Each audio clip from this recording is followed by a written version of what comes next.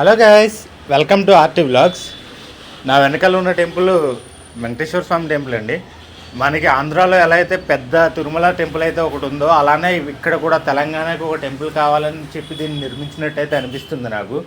Same తిరుమలలోలానే మీకు ఇక్కడ ఎవరైనా భక్తులు స్వామివారికి సేవ చేయాలనుకున్నా ఇక్కడ మీరు పార్టిసిపేట్ చేయొచ్చు. సేమ్ తిరుమలలో ఎలా అయితే రూల్స్ ఉంటాయో ఇక్కడ అంతే రూల్స్, పెద్ద డిఫరెన్స్ ఏమైతే లేదు. సేమ్ వెంకటేశ్వర స్వామి టెంపుల్ పాపులర్ మన తిరుమలలో ఎలానో సేమ్ అలానే ఇక్కడ కూడా తెలంగాణ స్టేట్కి ఒక పెద్ద ఆలయం ఉండాలి అని చెప్పి నిర్మించినట్టయితే నాకు అనిపించింది. సేమ్ తిరుమలలో ఎలానో ఇక్కడ కూడా పెద్ద వెంకటేశ్వర స్వామిని అయితే ప్రతిష్ఠించారు. ఖాళీ ఏరియా అండి, మొత్తం చుట్టూరు కూడా మీకు పీస్ఫుల్గా ఉంటుంది. డెవలప్మెంట్కి టూరిజంకి కూడా ఇది టూరిజం డెవలప్మెంట్ చేయడానికి కూడా ఒక ప్లాన్ అని చెప్పొచ్చు. టెంపుల్ అయితే చాలా బాగుంది. ఎవరికి ఉండే చెప్పండి, మా స్టేట్లోనే అతిపెద్ద వెంకటేశ్వర స్వామి టెంపుల్ ఉండాలి లేదా పాపులర్ టెంపుల్ ఉండాలని ప్రతి స్టేట్ వాళ్ళకి అనిపిస్తుంది. సో ఇక్కడ కన్స్ట్రక్ట్ చేసిన ఈ టెంపుల్ అయితే రీసెంట్గానే ఓపెన్ చేశారు. ఇప్పుడైతే వీడియోలోకి వెళ్ళిపోయి మనం ఫుల్గా వీడియో అంతా చూసేద్దాం. నేను ఫుల్గా డీటెయిల్స్ అనేది మీకు ఎక్స్ప్లెయిన్ చేస్తాను. Thank you.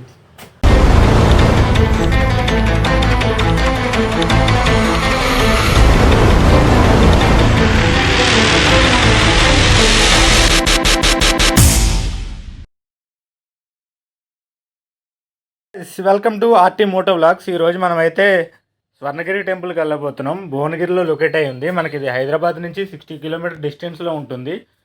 అండ్ మనకి అప్రాక్స్ 1 అవర్ అయితే టైం పడుతుంది. మనకి హైవేకి ఆనుకునే ఉంటుంది. మనకి కొంచెం దూరం మాత్రమే మట్టి రోడ్డు ఉంటుంది. వర్షం పడితే కొంచెం ఇబ్బంది అవ్వచ్చేమో, నేను వెళ్ళినప్పుడు డ్రైగానే ఉంది. మనకి ఎంట్రీ టికెట్ వచ్చి 20 రూపీస్ అయితే ఛార్జ్ చేస్తారు లోపలికి, బైక్కి. అండ్ ఇదే పార్కింగ్ టికెట్ కూడా మీకు. అండ్ ఇక్కడ నుంచి మనకి లోపల పార్కింగ్ కూడా చాలా ఎక్కువ స్పేస్ అయితే ఉంది. పార్కింగ్కి ఎటువంటి ప్రాబ్లం అయితే ఉండదు. మనం ఈజీగా మన బైక్ని పార్క్ చేసుకోవచ్చు. చూడడానికి అయితే చాలా బాగుంటుంది. చుట్టూరు మొత్తం ఖాళీ ఏరియానే ఉంటుంది. టెంపుల్ చుట్టూరు కూడా ఏరియా అనేది చాలా పీస్ఫుల్గా ఖాళీగా ఉంటుంది. ఎటువంటి ట్రాఫిక్ డిస్టర్బెన్స్ కానీ అలాంటిది ఏమీ ఉండదు. చాలా పీస్ఫుల్గా ఉంటుంది.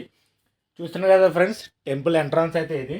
మనకి ఫస్ట్ ఎంట్రన్స్లోనే 2 ద్వారపాలకులు అయితే ఉంటారు. అండ్ మనకి ఫస్ట్ ఎంట్రన్స్లోనే మనకి 108 మెట్లు అయితే ఉంటాయి. నేను మెట్ల పక్క నుంచి అయితే నడుస్తున్నాను, మీకు వ్యూ అనేది క్లియర్గా చూపించడానికి.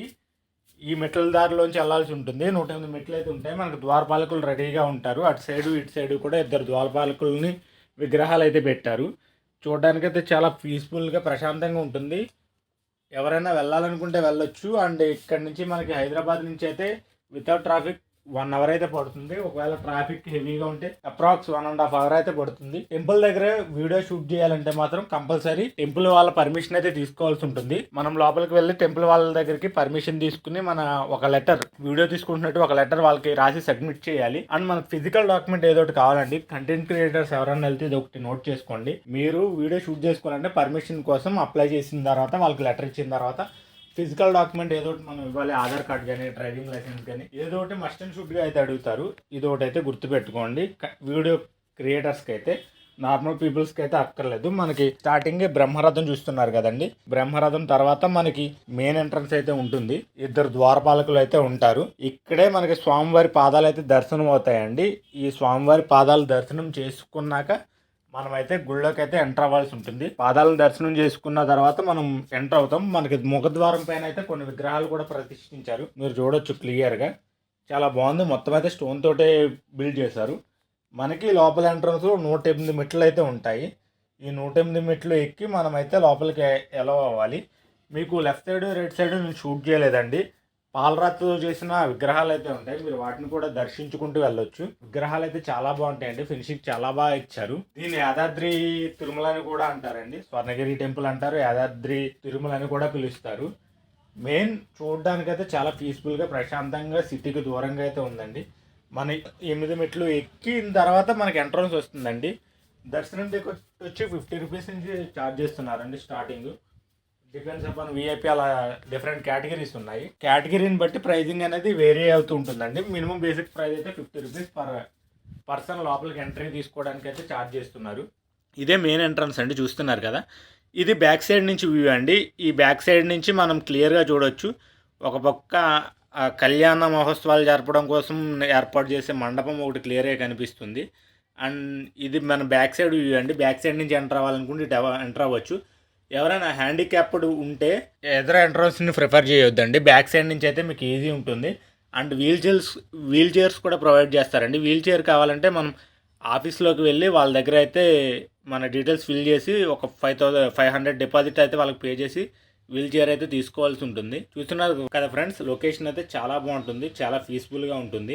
హ్యాండిక్యాప్డ్ని కూడా దృష్టిలో పెట్టుకుని వీల్ చైర్స్ అనేది ప్రొవైడ్ చేయడం చాలా బాగా నచ్చింది నాకు. వీల్ చైర్స్ అనేది చాలా టెంపుల్స్లో ప్రొవైడ్ చెయ్యరు, కొంచెం ఇబ్బందే, కానీ చాలా ఈజీ ప్రాసెస్. మనం ఒక 500 డిపాజిట్ పే చేసి అయితే తీసుకోవచ్చు. చూస్తున్నారు కదండి, ఇక్కడ నీటి మధ్యలో మనకి కదా ఫ్రెండ్స్, ఇక్కడ జలనారాయణ స్వామిని అయితే మనకి నీటి కొలను మధ్యలో అయితే ఏర్పాటు చేశారు. మొత్తం 4 దిక్కులకి 4 గోపురాలు అయితే అరేంజ్ చేశారు. మీరు చూడొచ్చు, చూడడానికి లుక్ అయితే చాలా బాగుంది. కింద ఫస్ట్ ఫ్లోర్ నుంచి ఎంట్రన్స్ ఉంది. మనం కావాలంటే పైనుంచి కూడా తిరగవచ్చు, కిందకి కూడా అలౌ ఉంది. చూడడానికి అయితే 4 దిక్కులన గోపురాలు ఇచ్చి మధ్యలో జలనారాయణ మూర్తిని అయితే ప్రతిష్ఠించారు.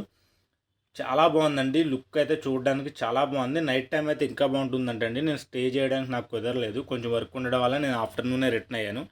ఎవరికైనా పాసిబుల్ అయితే నైట్ టైం విజిట్ చేయడానికి ట్రై చేయండి. ఇప్పుడు మనం చూసేది గుడి యొక్క మెయిన్ ఎంట్రన్స్ అండి. ఇటు నుంచే మనం ఎంటర్ అవ్వాల్సి ఉంటుంది. అయితే ఇప్పుడు ప్రజెంట్ లాక్ వేశారు, ఒక 10 మినిట్స్లో ఓపెన్ చేస్తారు.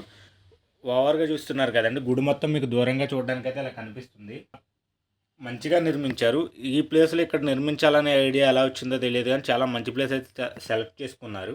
అండ్ ఇక్కడ మనకి ఊరేగింపు కోసం ఒక వుడెన్ రథాన్ని అయితే ఏర్పాటు చేశారు. మీకు లెఫ్ట్ సైడ్ కనిపించేది టికెట్ కౌంటర్ అండి. మనకి ఇక్కడే దర్శనానికి, ప్రసాదాలకి, అన్నిటికి కూడా టికెట్స్ ఇక్కడే ప్రొవైడ్ చేస్తారు. లెఫ్ట్ సైడ్ లో మనం స్ట్రైట్ గా కనిపించేది మనకి బ్రహ్మరథం అండి. ఉత్సవాలు అయ్యవారిని ఊరేగించడానికి దానికోసం ఏర్పాటు చేసిన వుడెన్ రథం అయితే చూడొచ్చు. ఇది చాలా బాగుంది. మొబైల్స్ అయితే ఆలయంలోకి నాట్ అలౌడ్ అండి, అది గుర్తుపెట్టుకోండి. ఓన్లీ మీరు వీడియో తీయాలంటే అవుట్ సైడ్ మాత్రమే కవర్ చేయాలి. లోపలికి కెమెరాస్ అయితే అలౌడ్ చేయరు, సీజ్ చేస్తారు. మనకి జలనారాయణ మూర్తి 4 మూలన కూడా 4 విగ్రహాలను అయితే ప్రతిష్ఠించారండి. మీకు 4 మూలన కూడా చూడొచ్చు క్లియర్గా. ఒక 4 విగ్రహాలు అయితే ఉంటాయి. అండ్ లోపలికి ఎవరు ఎంటర్ అవ్వకుండా అయితే గేట్స్ అయితే పెట్టారు. కొలను ఎప్పటికప్పుడు అయితే నీట్గా క్లీన్ చేస్తున్నారు. ఆలయం మొత్తం ఎప్పటికప్పుడు క్లీన్ అండ్ నీట్గా ఉంచుతున్నారు. అది అయితే నాకు చాలా నచ్చింది. మీరు చూడొచ్చు, కొలను మొత్తం క్లీన్ చేస్తున్నారు. క్లీనింగ్ విషయంలో, మెయింటెనెన్స్ విషయంలో అయితే చాలా బాగా శ్రద్ధ తీసుకుంటున్నారు. చూడడానికి లుక్ అయితే చాలా అద్భుతంగా ఉందండి.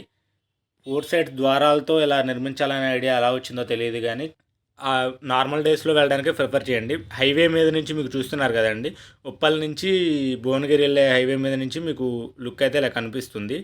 ఇది కళ్యాణ మహోత్సవాల కోసం ఏర్పాటు చేసిన నిలయం అండి.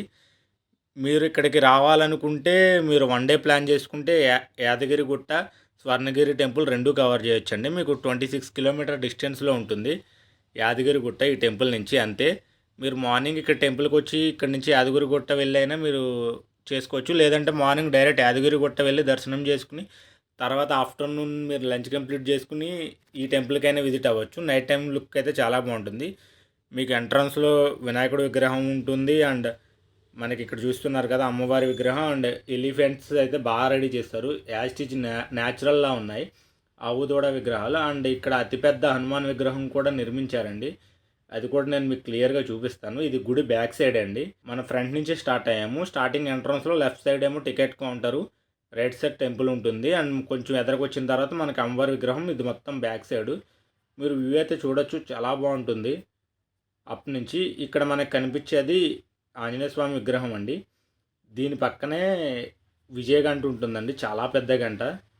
మీరు ఎప్పుడైనా వస్తే చూడండి, తప్పకుండా మిస్ అవ్వకుండా చూడాల్సిన టెంపుల్ అండి. మీరు ఒకసారి విజిట్ చేస్తే చాలా పీస్ఫుల్గా అనిపిస్తుంది. కంపల్సరీ విజిట్ చేయాల్సిన టెంపుల్ లిస్టులో ఇది ఒకటి యాడ్ చేసుకోండి. మీకు టెంపుల్కి కూడా సేమ్ జలనారాయణ మూర్తికి ఏ రకంగా అయితే 4 దిక్కులు 4 ఇచ్చారో సేమ్ అదే రకంగా మీకు ఇక్కడ కూడా 4 దిక్కులు, మెయిన్ గుడికి కూడా 4 దిక్కులు 4 గోపురాలు అయితే ఇవ్వడం జరిగిందండి. క్లియర్గా చూడండి. దీనికి మనకి రైట్ సైడ్లోనే 2 సింహద్వారాలతో పాటు మెట్లు పెట్టి మనకి ఆంజనేయ స్వామి విగ్రహం అయితే పెట్టారండి. ఇదే అతిపెద్ద ఆంజనేయ స్వామి విగ్రహం. దాదాపుగా 40 అడుగులు అయితే ఉంటుందని చెప్పారు. నాకైతే సరిగ్గా గుర్తులేదు, 40 అడుగుల విగ్రహం అయినా అయితే చెప్పారు. ఆంజనేయ స్వామి విగ్రహం అయితే చాలా బాగుంది. దాని పక్కనే మనకి విజయగంట ఉంటుందండి, పెద్దది, చాలా పెద్ద గంట. దాని పక్కనే మనకి జలనారాయణ మూర్తి విగ్రహం అనేది ఉంటుంది. టోటల్గా టెంపుల్ అయితే చాలా బాగుందండి. మీరైతే తప్పకుండా 100% హ్యాపీగా ఫీల్ అవుతారు. ఒకసారి అయితే విజిట్ చేయండి. Thank you friends. ఈ వీడియో అంతటితో ఎండ్ చేస్తున్నా. Yeah.